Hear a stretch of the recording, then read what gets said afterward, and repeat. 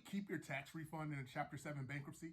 Hi, I'm attorney Leroy Roberson, back to talk about this topic. And the answer is it really depends. It depends on a few different scenarios. So I'm going to break it down into some categories. So let's start with the income earned the year before you file for bankruptcy.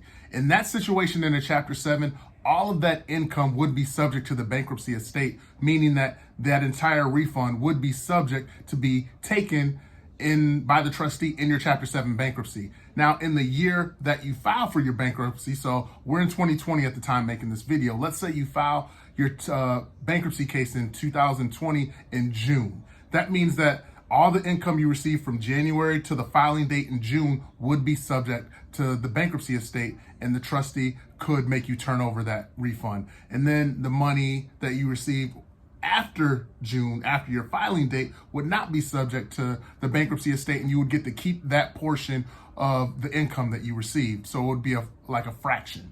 Now, moving to the year after you file for bankruptcy, well, that money is excluded. None of that income needs to go to the bankruptcy estate. So any refund you received on the next year is not subject to the bankruptcy estate. So with that being said, how do you keep most or all of that tax refund? Because there are ways, even in the bankruptcy code, that will allow you to do that.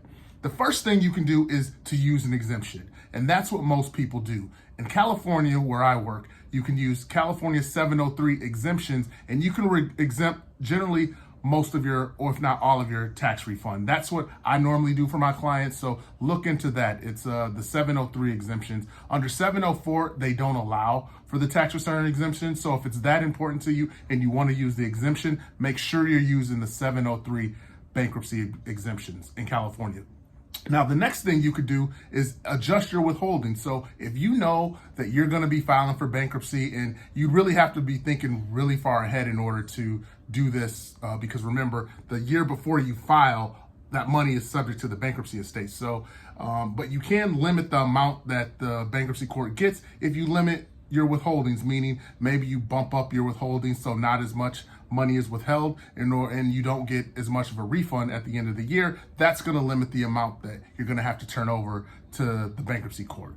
Another thing you can do is use your tax refund on necessities, meaning your rent or mortgage, food, things that are necessities to you living. If you use your refund on that, generally the bankruptcy court and the trustees aren't going to touch it. Just make sure you're not going out and purchasing a huge asset that they may say, well, wait a minute, that money was subject to the bankruptcy court, therefore that asset you're going to have to sell, or we're going to sell it, and that money is going to be then turned over to the bankruptcy estate. So that's it, guys. That's a synopsis of how you can keep your tax refunds in a Chapter 7 bankruptcy. If you have any other questions about any of that, feel free to let me know. If not, make sure to like and subscribe to my YouTube channel where all my videos are being posted, and I will see you guys on the next video. Have a great day, guys.